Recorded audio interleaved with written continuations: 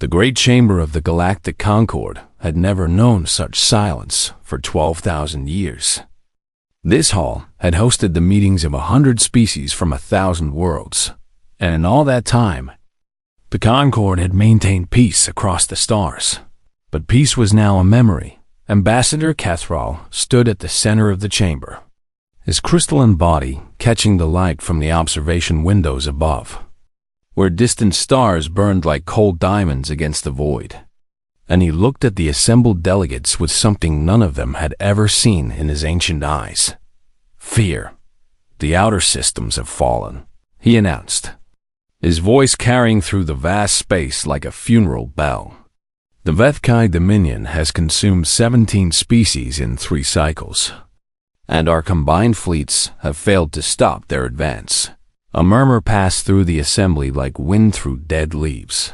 The Vethkai were nightmares made flesh, a swarm species that bred faster than any other known race, and their ships darkened the skies of every world they touched, leaving nothing but bones and ash behind them. Representative Sylveth rose from her seat, her serpentine form coiling with barely contained panic, and she spoke the question that haunted every mind in that chamber. What options remain to us? Cathrall was quiet for a long moment. He had served the Concord for 600 years, and he had never imagined speaking the words that now formed on his lips. There is one species we have not asked, he said finally. One species we have kept isolated from the galactic community since first contact. The chamber erupted. Every delegate knew exactly which species Cathrall meant, and the knowledge filled them with a different kind of fear. The humans, someone whispered. And the word spread through the assembly like a diseased humanity. They had been discovered a century ago on a small blue world at the edge of the galaxy. A young species barely capable of reaching their own moon when the Concord scout ships found them. The initial surveys had been promising, showing a species of remarkable intelligence and creativity. But then the Concord had looked deeper into human history. What they found had horrified them.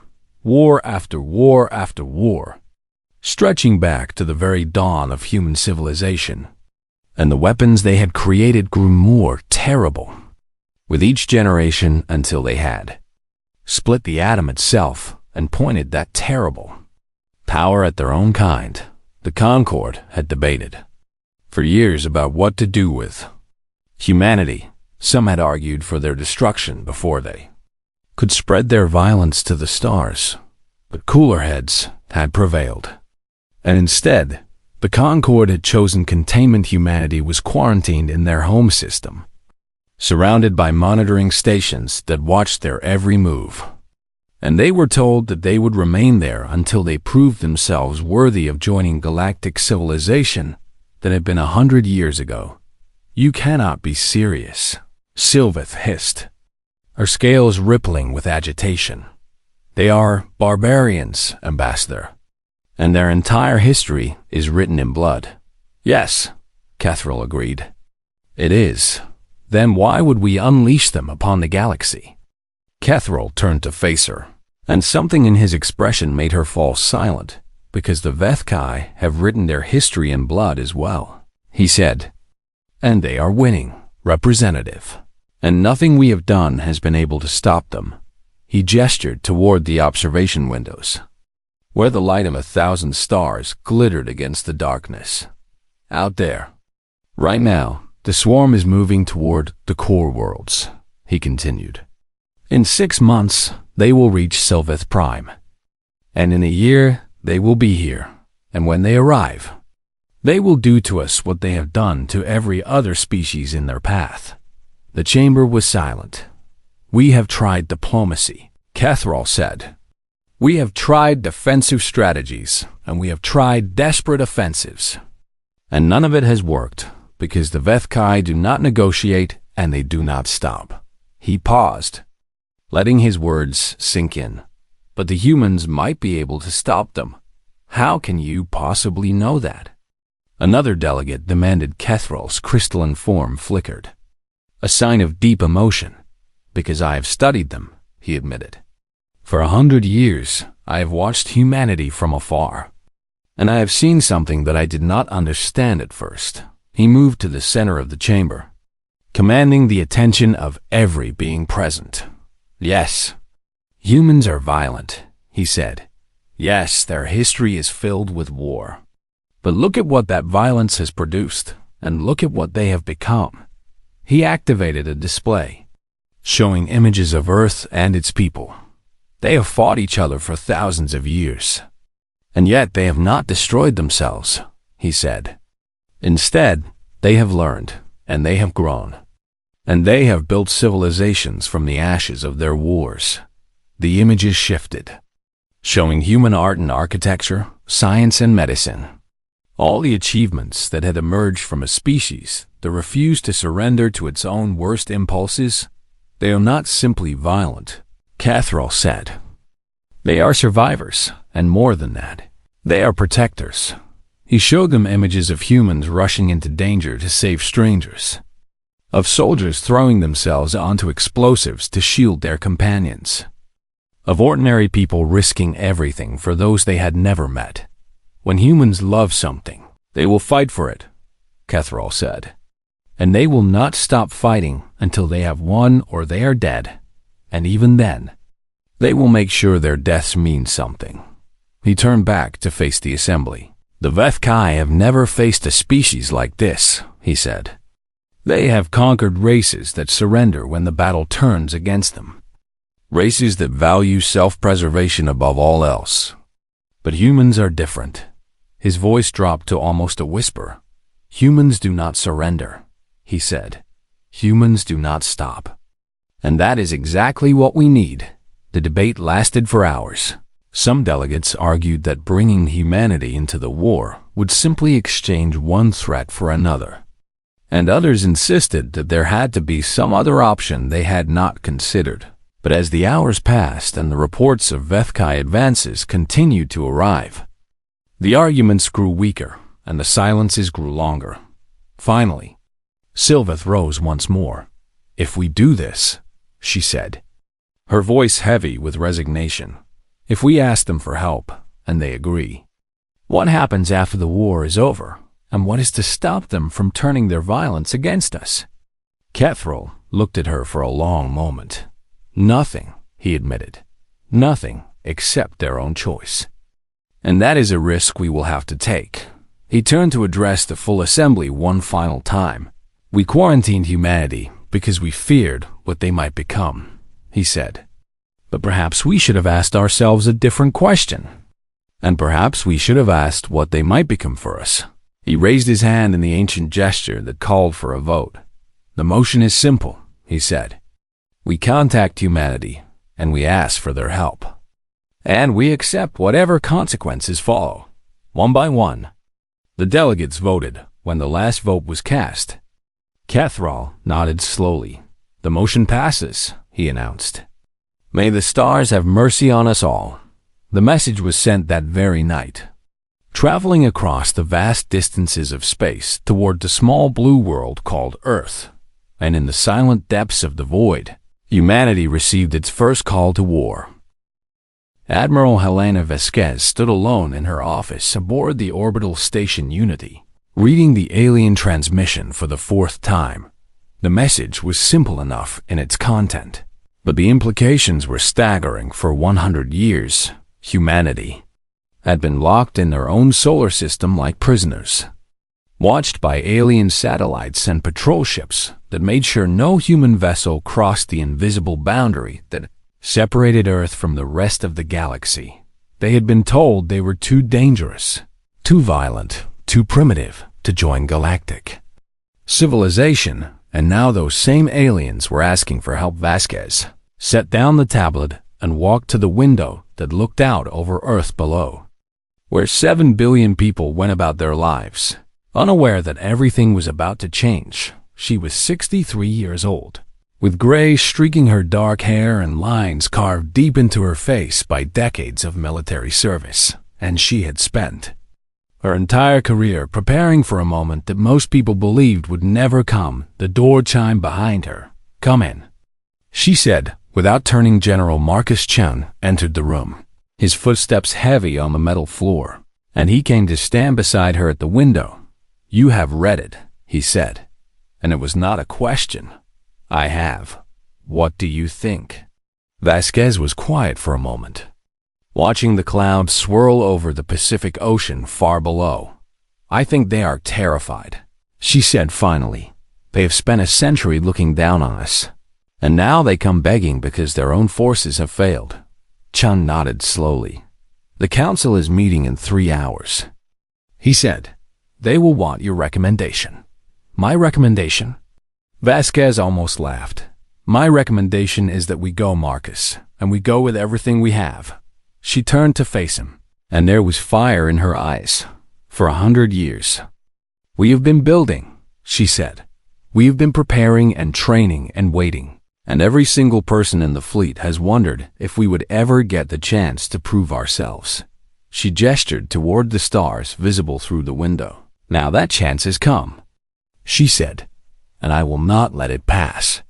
The United Earth Council met in Geneva, in the same building where humanity had first united under a single government 50 years ago. Representatives from every nation on Earth gathered in the great assembly hall, and the air was thick with tension as Admiral Vasquez presented her case. She showed them the alien transmission, translated into every human language, and she showed them the data that the Concorde had included, detailing the threat of the Vethkai. Dominion. The images were horrifying, entire planets stripped of life. Civilizations that had existed for millennia reduced to rubble and bone, and the swarm ships of the Vethkai spreading across the galaxy like a plague of locusts. "They need us," Vasquez said, her voice carrying through the silent chamber.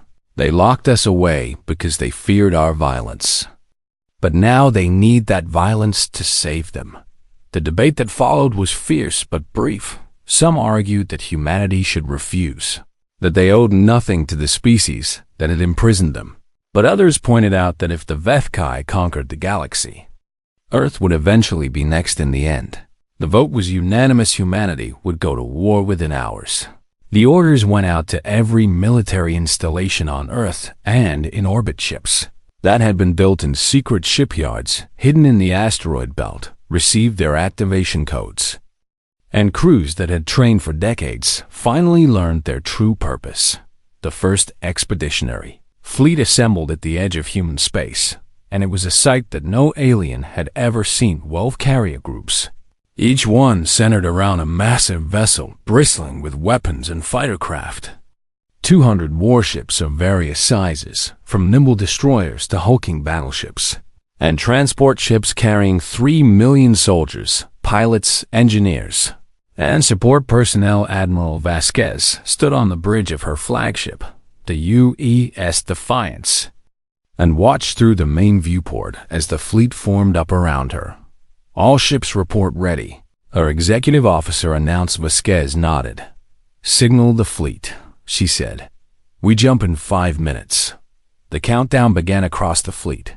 Men and women prepared for the unknown, checking weapons and systems, saying quiet prayers, or simply sitting in silence with their own thoughts. When the countdown reached 0, the fleet activated its faster-than-light drives, and 200 ships vanished from human space in a flash of light. They emerged 3 days later at the Concorde staging grounds, a massive space station surrounded by the remnants of the Allied fleet. The aliens had gathered their forces here, dozens of species contributing whatever ships they could spare, and they had been waiting for the human arrival with a mixture of hope and fear. What they saw made them fall silent. The human fleet hung in space like a storm cloud, dark and angular and radiating menace, and every ship was designed with a single purpose in mind: war. Where Concorde vessels were elegant and curved, built for efficiency and speed, human ships were brutal and blocky, covered in armor plating and weapon mounts. And they looked like they had been designed by people who expected to take damage and keep fighting. Admiral Vasquez opened a channel to the Joint Command frequency. "This is Admiral Helena Vasquez of the United Earth Navy," she announced. "We have received your request for assistance." and we have come to answer it. On the station, Fleet Commander Trell watched the human fleet with wide eyes, and he felt something he had not felt since the war began. Hope. But there was something else too, something that stirred in the back of his mind as he looked at those brutal ships. Fear the humans had arrived. And suddenly Trell understood why his people had been so afraid of them. These were not diplomats or explorers. These were warriors, General. Chun transported to the station for the strategy meeting, and he walked into the command center with a confidence that made the alien officers uncomfortable. They showed him the tactical displays, the maps of Vethkai advances, the projections of future attacks, and they explained the defensive strategies they had been using. Chun listened in silence. When they finished, he looked at the gathered commanders for a long moment. I understand you have been fighting a defensive war, he said. Finally, yes, Trell confirmed. We have been attempting to slow the Vethkai advance while protecting civilian populations. Chun nodded slowly. That stops now, he said. The alien officers exchanged confused glances. I do not understand, Trell said. Chun walked to the main display and brought up a new image, showing the positions of Vethkai forces across the sector. You have been retreating, he said. You have been giving ground and hoping to outlast them. But that strategy will not work against an enemy that breeds faster than you can kill them. He turned to face the assembled commanders. From this moment forward, we are going on the offensive, he said. We are going to attack their supply lines, their breeding grounds, their command ships, and we are going to make them regret ever starting this war. Trell stared at him. That is extremely aggressive, he said. Chun smiled, and there was nothing friendly in that expression. Yes, he agreed. It is. He gestured toward the viewport, where the human fleet was visible against the stars. We did not come here to help you survive, he said. We came here to help you win. The alien commanders looked at each other, uncertainty and hope warring in their eyes, and somewhere in the depths of space, the Vethkai swarm continued its advance, unaware that everything was about to change. In all their centuries of conquest, spreading across the galaxy like a tide of hunger and violence, they had never encountered the small blue world at the edge of known space. The quarantine stations around Earth had been destroyed early in the war, their alien crews fleeing before the swarm could reach them. And the Vethkai had not bothered to investigate what lay beyond. This was their first mistake. Commander Trell stood on the bridge of the Concorde cruiser Serenity of Stars, watching the tactical display with growing dread as the Vethkai fleet approached Chorus Station. Chorus was a critical waypoint, a massive space station that controlled access to 3 major shipping lanes. And the Vethkai had sent 40,000 ships to take it. 40,000 ships. Trell had fought in a dozen battles against the swarm, and he had learned to recognize the signs of inevitable defeat. And everything he saw on that display told him that Chorus Station was about to fall. All Concorde vessels, prepare for defensive formation, he ordered, his voice heavy with resignation. We will cover the civilian evacuation as long as possible.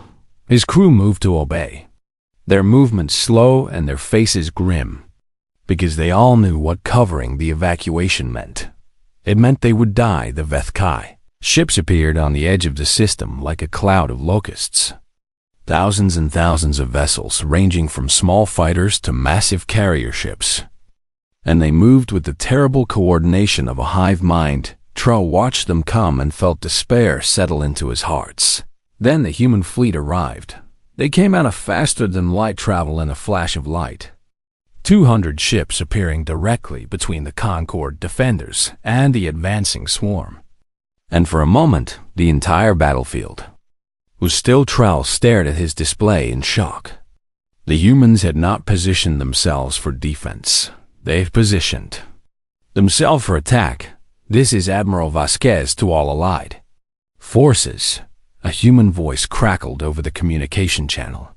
Maintain your defensive positions and protect the station. And leave the swarm to us.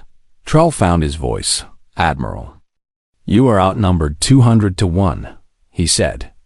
"You cannot possibly. Watch us," Vasquez replied. And then the channel went silent. The human fleet surged forward.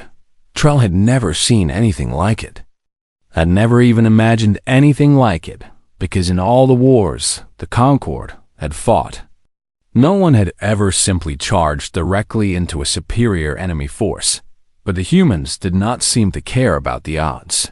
They accelerated toward the swarm at maximum speed, their ships spreading into a formation that Trell did not recognize. And they opened fire while still at extreme range.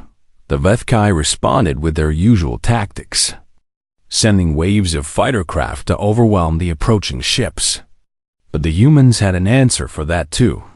Thousands of small projectiles launched from the human carriers, filling the space between the fleets with a cloud of metal and explosives. And the Vethkai fighters flew directly into them. The explosions were visible even from Chorus. Station Trell watched the tactical display as human. Ships tore through the swarm formation like predators through a herd. And he felt something he had not felt in years. He felt hope. But then he saw something that made his blood run cold. One of the human destroyers had taken heavy damage, its engines crippled by Vethkai weapons fire, and it was drifting helplessly toward a Vethkai carrier ship. Standard doctrine for every species Trell knew would be to abandon ship, to evacuate the crew before the vessel was destroyed. But the humans did not do that. Instead, the crippled destroyer oriented itself toward the enemy carrier and fired its remaining thrusters. It was going to ram. "What are they doing?" Trell whispered. His human liaison officer, Lieutenant Sarah Park, looked up from her console with an expression Trell could not read. "Their weapons are destroyed and their engines are gone," she said calmly. "But they can still fight." The destroyer struck the Vethkai carrier at full speed, its reinforced hull punching through the alien ship's armor like a spear through flesh. And both vessels exploded in a ball of fire that consumed everything within a kilometer. Trell stared at the explosion in horror. "They killed themselves," he said. "They took an enemy carrier with them," Park replied. "That carrier held 10,000 Vethkai fighters. And now those fighters will never launch." She turned back to her console. "That is how humans fight," she said. "We do not accept defeat. And we make sure our deaths mean something." The battle raged for hours. Trell watched from the serenity of stars as the human fleet tore the swarm apart, using tactics that seemed insane but proved devastatingly effective when their ships were damaged. They did not retreat when they were outnumbered. They fought harder when death was certain. They made sure to take as many enemies with them as possible, and gradually, impossibly, the Vethkai began to falter. Trell had seen the swarm fight many times, and he knew their tactics well, and he knew that they depended on overwhelming their enemies with numbers, on breaking their spirit before breaking their ships. But the humans did not break, no matter how many of their ships were destroyed, no matter how many of their people died. The survivors kept fighting with the same ferocious determination, and for the first time in their long history of conquest, the Vethkai experienced something new: fear. The swarm began to pull back, slowly at first and then with increasing speed. And Trell watched in amazement as 40,000 Vethkai ships turned and fled from 200 human vessels. "They are retreating," he said. Hardly believing his own words, Lieutenant Park nodded. "Yes," she said simply. Trell turned to look at her. "How?" he asked. "How did you do this?" Park was quiet for a moment, considering her answer. "The Vethkai are predators," she said finally. "They hunt prey that runs from them, prey that gives up when the fight turns against them."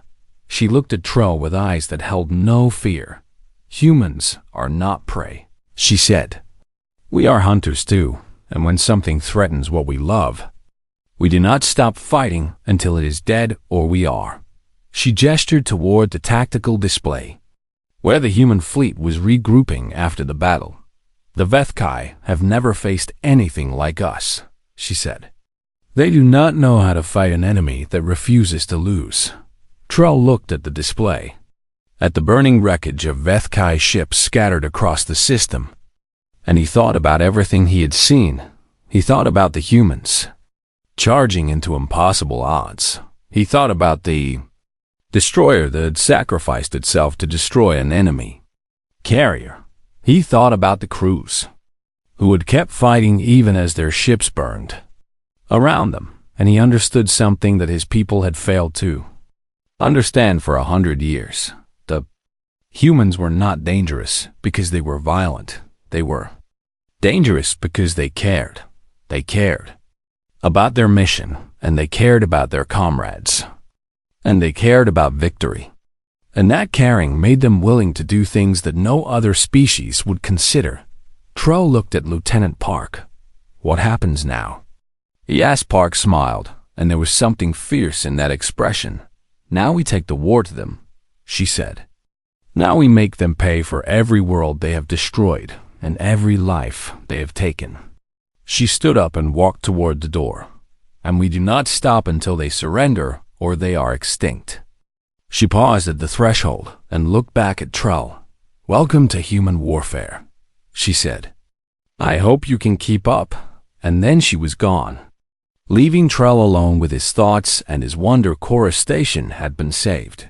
The first battle was won, but the war was just beginning.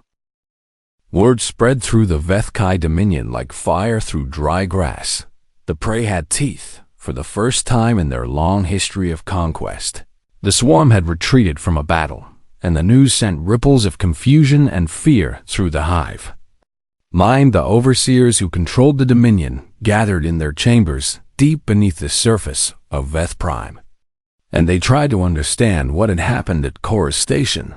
They reviewed the battle recordings transmitted by their surviving ships, watching the human fleet tear through their forces with tactics the overseers had never encountered, and they began to feel something they had not felt in millennia doubt. But the humans did not give them time to recover in the weeks following Chorus Station. Admiral Vasquez launched a series of attacks that rewrote the rules of galactic warfare. She sent small teams of human soldiers behind enemy lines to destroy Vethkai supply depots and breeding grounds. She used fast ships to hit their communication relays, disrupting the coordination of the hive mind. She broadcast psychological warfare messages into Vethkai space, images and sounds designed to frighten and confuse. The Concord commanders watched these tactics with a mixture of fascination and horror, because nothing like this had ever been done before. "You are targeting their morale," Commander Trell said during a strategy meeting. "But the Vethkai are a hive species, and they do not have morale in the way we understand it." General Chun smiled grimly. "Everything has morale," he said. "Everything can be frightened, and everything can be broken. And we are going to prove it." The human soldiers became legends among the Concord forces.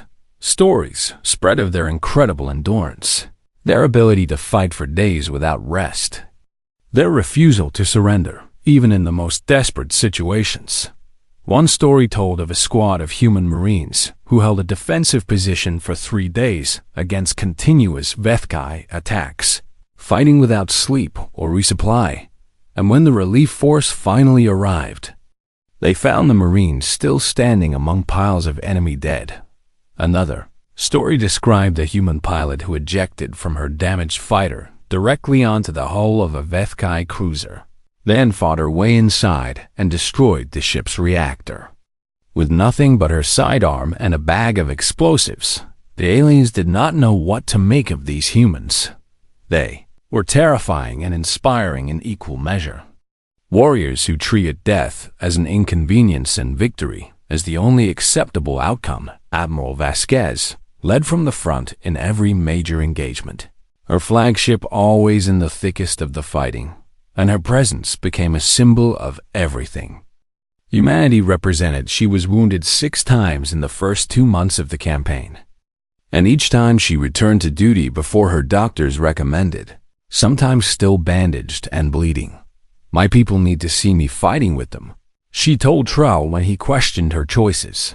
They need to know that I'm willing to bleed with them and die with them if necessary. Trell did not understand this philosophy. Concord commanders directed their forces from safe positions in the rear, using their tactical skills to guide battles without risking themselves. But he could not deny the results. Human soldiers fought harder when Vasquez was nearby, and they achieved victories that should have been impossible. The liberation of Sylveth Prime was the turning point of the war. The Vethkai had occupied the Serpentine species' homeworld for 6 months, using the population as a food source while they stripped the planet of resources. The Concord had written off Sylveth Prime as a lost cause, but Vasquez refused to accept that judgment. There are still survivors down there, she said. Millions of Sylveth hiding in bunkers and caves, waiting for someone to rescue them. She looked at the gathered commanders with steel in her eyes. We are going to be that someone. The battle for Sylveth Prime lasted 12 days.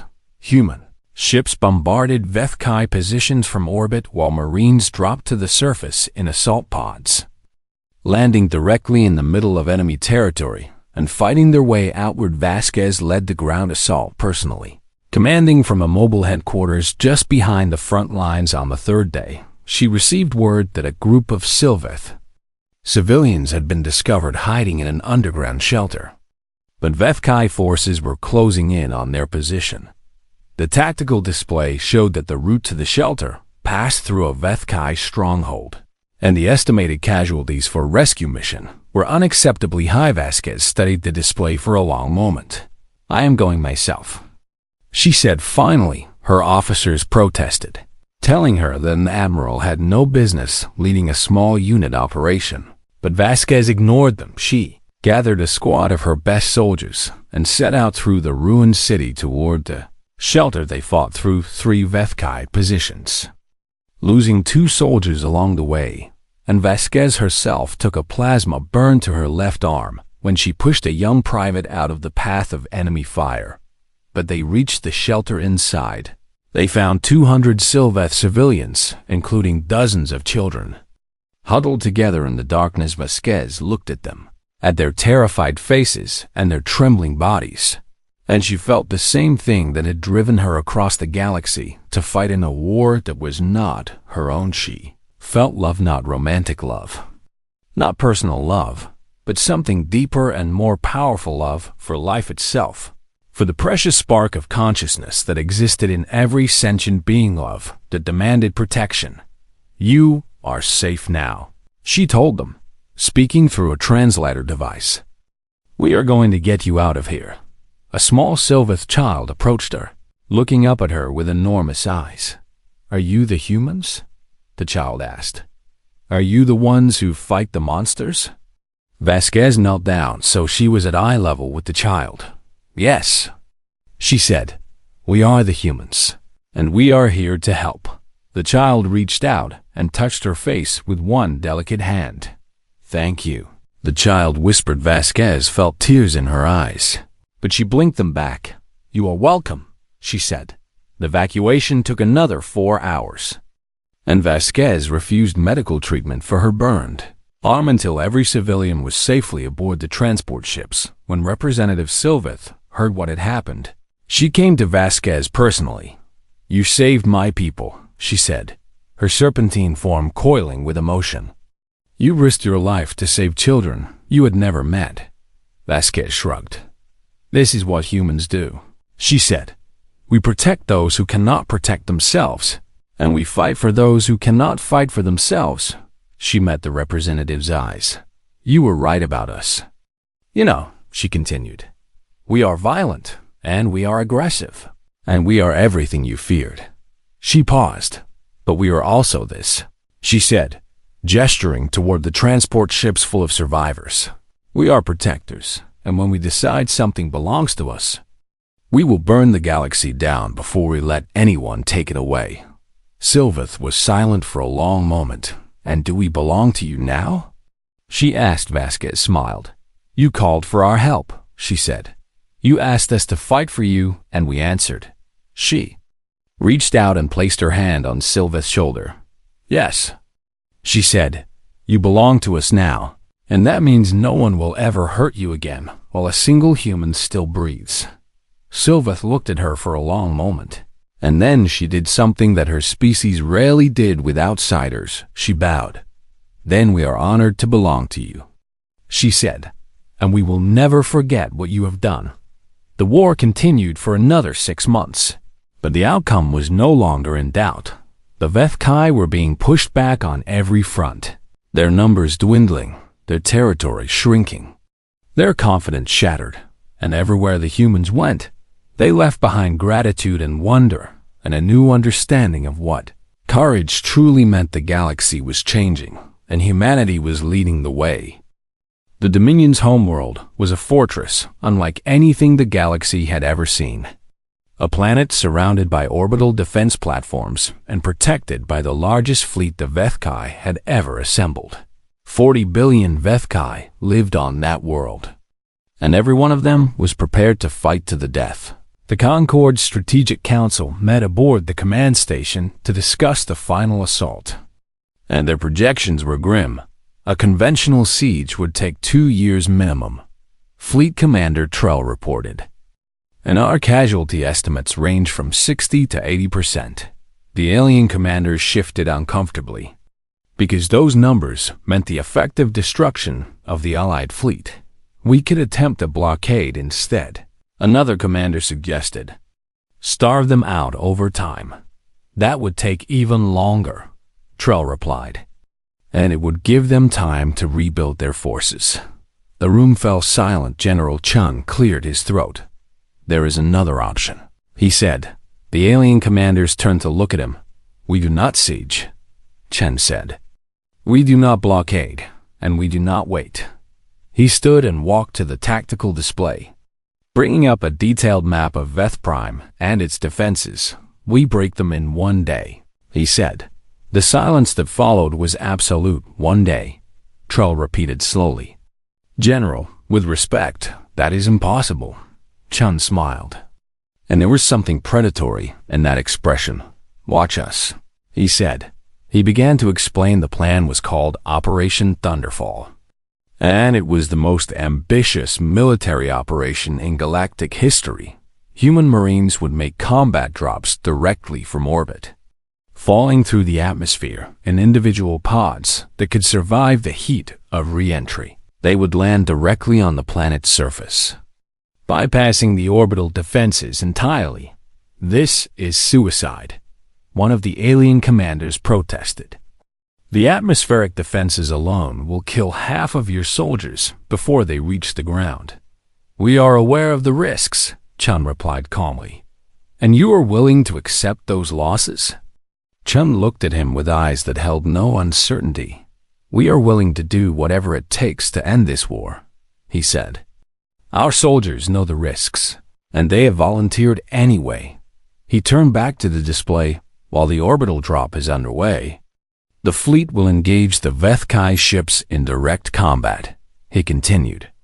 "We will draw their attention away from the planet and keep them occupied while our ground forces establish a foothold. And then?" Trell asked. "Then we march on their capital," Chun said. "And we do not stop until we plant our flag on the steps of the Overseer Chambers." The operation launched 3 days later. Admiral Vasquez commanded the fleet engagement personally, leading 200 ships against the largest Vethkai force ever assembled. The battle was savage beyond description. Ships exploding all around, debris filling the space between the two fleets, and the screams of dying crews echoing across the communication channels.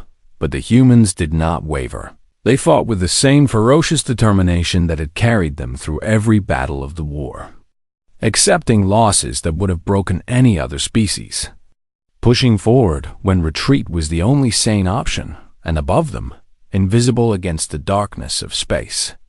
Thousands of drop pods fell toward the planet below. Private James Morrison felt his stomach lurch as his pod entered the atmosphere, and the temperature inside rose to nearly unbearable levels. Through the tiny viewport, he could see nothing but fire.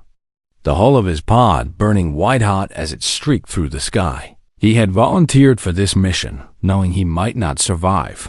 He had volunteered anyway. The surface defenses opened fire, and Morrison watched through his viewport as pods to his left and right were destroyed. Their occupants vaporized in an instant. He whispered a prayer for the fallen and focused on the mission. His pod struck the ground with a force that rattled his bones, and he was moving before the hatch fully opened, his rifle up and firing at the Vethkai soldiers that swarmed toward the landing zone all around him.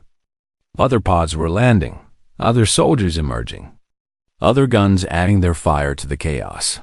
They had made it. Now they had to survive. The ground battle lasted 14 hours. Human Marines pushed through the alien city, fighting for every street and every building, taking casualties that would have ended any other campaign.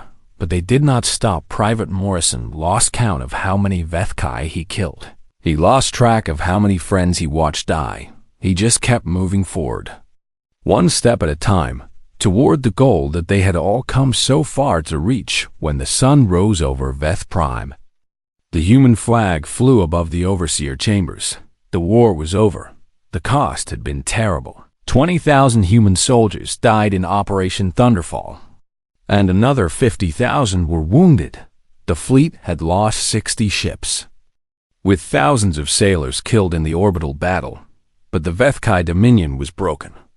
Their overseers surrendered unconditionally, and their surviving fleet stood down, and for the first time in millennia, the swarm was silent.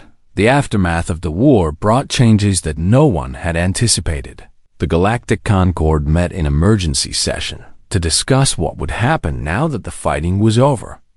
And the first item on the agenda was the status of humanity. Ambassador Kethril stood before the assembly, his crystalline form glowing with emotion as he spoke.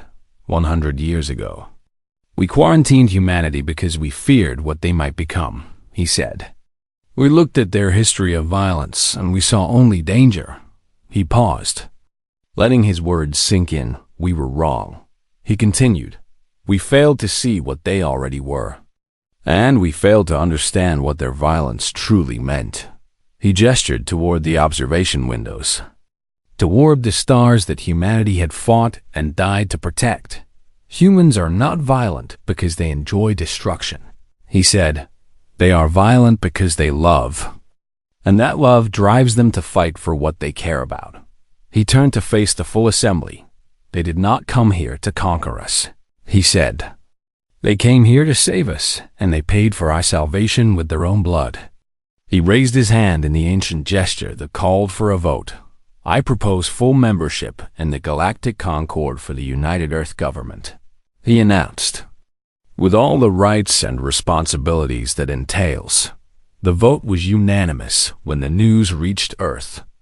There were celebrations in every city on the planet. Humanity had finally taken its place among the stars, not as prisoners or outcasts, but as equals and protectors. Admiral Vasquez attended the formal ceremony aboard the Concord station, standing beside General Chun and the other human commanders who had led them through the war. Representative Sylveth approached her after the ceremony, her serpentine form moving with unusual hesitation. Admiral, she said, I owe you an apology. Vasquez raised an eyebrow. When I first learned that we were asking humans for help, I called your species barbarians, Sylveth continued. I said your history was written in blood. It is, Vasquez replied. Simply, Sylveth nodded. Yes, she agreed. But I understand now why that blood was shed, and I understand what it means. She looked at Vasquez with something like reverence in her eyes. You are not warriors because you love war, she said. You are warriors because you love peace, and you are willing to fight and die to protect it. Vasquez was quiet for a moment. We are what we need to be, she said finally. When peace is possible, we build and create and dream. And when war is necessary, we become something else entirely. She met Sylveth S. We hope that war is never necessary again, she continued. But if it is, we will be ready. She looked out at the stars, at the vast galaxy that was now humanity's home. "And we will protect what is ours," she said, "no matter the cost." In the years that followed, humanity spread across the galaxy, building and exploring and discovering. They brought their creativity and their passion to every world they touched. And the species they had saved learned to see them not as dangerous primitives, but as valued friends and allies. But in the dark corners of the universe, where ancient threats stirred and older evils waited, something else spread as well: fear. The humans were here now. They had proven themselves against the Vethkai, had shown what they were capable of when they fought for something they loved, and every power in the galaxy, from the smallest faction to the most ancient empire, understood one simple truth: humanity would never be quarantined again, and anyone who threatened what they loved would learn the same lesson the Vethkai had learned, the hard way. The galaxy trembled, not with fear of humanity, but with fear for anyone foolish enough to stand against them. And somewhere, on a small blue world at the edge of known space, 7 billion people looked up at the stars and smiled. They were home. They had always been home, and now, finally, the rest of the galaxy knew it too.